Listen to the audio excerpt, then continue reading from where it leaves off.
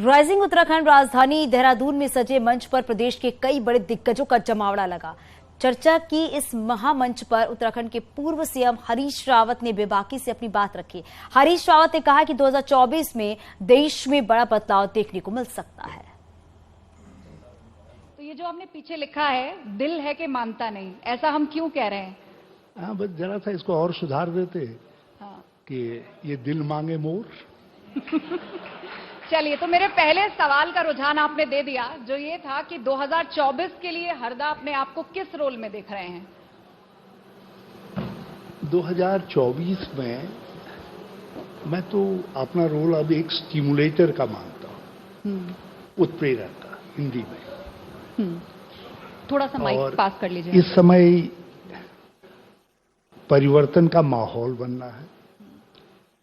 राहुल जी की जो भारत जोड़ो यात्रा है, उसने पूरा पॉलिटिकल परसेप्शन बदल दिया। कल तक जो लोग राहुल जी के विषय में नहीं जानते थे, जैसा परोसा जाता था, जैसा सोशल मीडिया कैंपेन के जरिए उनकी इमेज को टार्निश किया जाता था, धूमिल किया जाता था, लेकिन अब वो स्थिति पूरी तरीके से भारत जोड़ो के जहां तक ये फेज चला है, उससे पूरी तरीके से बदल गई है। लोगों में एक जबरदस्त उत्सुकता पैदा हुई है राहुल जी के लिए। और पॉलिटिक्स के अंदर जब जनता में आपके लिए उत्सुकता पैदा होती है, तो स्थिति अपने आप आपके अनुकूल हो जाती है। और मैं समझता हूं कि इस समय जो हालात दिखाई दिए हैं, मैं 5-6 जगह यात्रा में सम्मिलित रहा हूं जी, तो जो दो भारत, जो वो सब तो ठीक है हरीश, एक जिसको, लेकिन आपने जो कहा था ना, दिल मांगे मोर, मैं वही उसके बारे में नहीं बताया। उसी में कह रहा हूं। जो दो भारत कहते हैं कभी कभी, एक इंडिया और एक भारत। इंडिया तो सरकार के तामझाम के साथ है पूरा, और जो भारत है वो राहुल गांधी जी के साथ सड़कों पर दिखाई दे रहा है। जो गरीब भारत है, आकांक्षी भारत है, जरूरतमंदों का भारत है, पिछड़ों का, कमजोरों का भारत है, वो राहुल जी के साथ है। तो ऐसे समय में आपने बिल्कुल ठीक कहा, दिल है कि मानता नहीं। तो हम 2024 में उस परिवर्तन की आशा को देखने के लिए जो है जवान रहना चाहते हैं। और इसके लिए पहले जब मैं मुख्यमंत्री था तो 18 घंटा काम करता था, क्योंकि उस समय कर्तव्य की बाध्यता थी। लेकिन अब कोई कर्तव्य की बाध्यता नहीं है, लेकिन अब भी मैं 13-14 घंटे काम करता हूं, क्योंकि 2024 में जो परिवर्तन देश की राजनीतिक लैंडस्केप में आने जा रहा है, राजनीति में आने जा रहा है, तो मैं उसका वेलकम करना चाहता हूं। उस सुबह का 2024 की उसका स्वागत। शुभकामनाएं आपको। लेकिन उसके साथ साथ हरदा, आपको यह भी बताना होगा कि आप कांग्रेस पार्टी के किसी कार्यक्रम में नहीं जाते, पार्टी के जो बाकी कार्यक्रम होते हैं उसमें भी आप हिस्सा नहीं लेते। तो ये किस तरह की पॉलिटिक्स कर रहे हैं आप? मैं तो हर जगह जाता हूं, हर इसमें जाता हूं। ये परसेप्शन किसने बना दिया? अब एक आध जगह मान लिया कहीं नहीं जा पाया, तो मैं मीडिया के दोस्तों का बड़ा आभारी हूं कि वो मेरी प्रेजेंस कहां नहीं है उसको नोट करते हैं, मगर जहां है उसको भी कभी कभी नोट कर ले। और मैं समझता हूं जहां मैं हूं वो पलड़ा भारी रहेगा। अभी देखो तो अब ये हाथ से हाथ जोड़ो वाले में, अभी तो भारत जोड़ो वाला है, अब जो हाथ से हाथ जोड़ो वाला है उसमें मैंने एक लंबा सा कार्यक्रम दे दिया है। मैंने कहा भाई यहाँ यहाँ यहाँ यहाँ यहाँ मैं उपस्थित रहूंगा, आप एडजस्ट करिए। हरिद्वार में आपने कहा था कि अब मैं दिल्ली जाऊंगा और वहीं की पॉलिटिक्स करूंगा, लेकिन आप 2 दिन भी अपने बयान पर कायम नहीं रह पाए। तो उत्तराखंड से इतना लगाव है आपको? यहाँ मैं पैदा हुआ, और जहां मैं, जिस धरती ने मुझको इस काबिल बनाया कि जहां जितनी मेरी योग्यता थी, इस धरती का पानी पी के, मिट्टी का स्वाद, माँ का दूध, ये सब का असर था कि मेरी योग्यता के लायक सारे पद मुझको मिल गए। इससे ज्यादा का न मुझ में काबिलियत थी, न मेरी आकांक्षा। लेकिन क्या है, परिस्थितियां राजनीतिक चुनौतियों से बनती है। मैं चुनौतियों से भागने वाला व्यक्ति नहीं हूं। आज चुनौती है कि हर व्यक्ति जिसके अंदर थोड़ी भी क्षमता है वो अपने आप को ऑफर करे, अपने आप को खड़ा करे, और विशेष तौर पर कांग्रेस के लोगों में जो है। तो मैं इसलिए, मुझे लगा कहीं ऐसा न हो कि मीडिया मेरे दिल्ली जाने को भी ये कह दे कि हरीश रावत भी मैदान से भागे। तो मैं नहीं चाहता था। 4 दशक से राजनीति में डटे हुए हैं और अब भी कह रहे हैं दिल मांगे मोर। हाँ, मैंने इसीलिए कहा दिल मांगे मोर। और फिर आप जैसे मित्रों का, न्यूज़ 18 जैसे मित्रों का सहारा चाहिए, और दिल जो मांगेगा वो पूरा भी हो जाएगा। एक तरफ आप उत्तराखंड के मुख्यमंत्री पुष्कर सिंह धामी की तारीफ करते हैं और दूसरी तरफ कहते हैं कि जनता राज्य सरकार के कामों से खुश नहीं है। दोनों बातें एक साथ कैसे हो सकती हैं? देखिए, कुछ गुण हैं जो व्यक्ति में होते हैं, तो कभी कभी आपको हमेशा आलोचक बन करके, आंख बंद करके आलोचना नहीं कर सकते। आपको व्यक्ति के गुणों को भी देखना पड़ता है। वो कुछ सीखने की कोशिश करते हैं।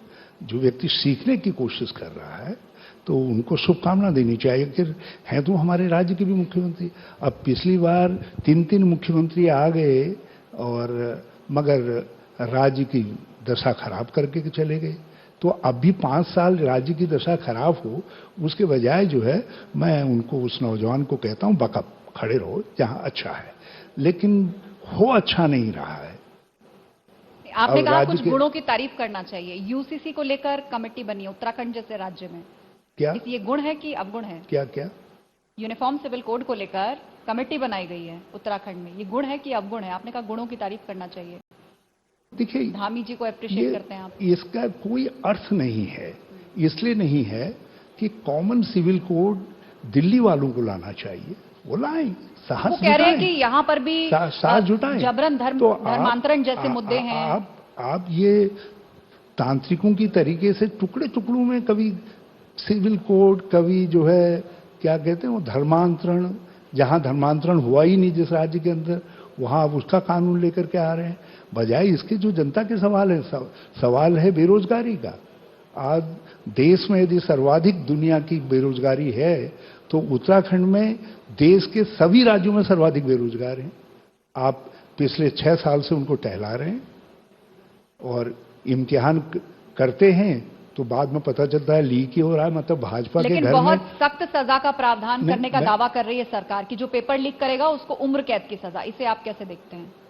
अब आप यदि किसी चीज को कानून के अनुरूप करेंगे तो वो स्टैंड करेगा, नहीं करेंगे, केवल आप गैलरी के लिए कर रहे हैं, लोगों के अंदर ये धारणा देने के लिए, नहीं नहीं हम तो भाग रहे हैं नकलचियों के पीछे।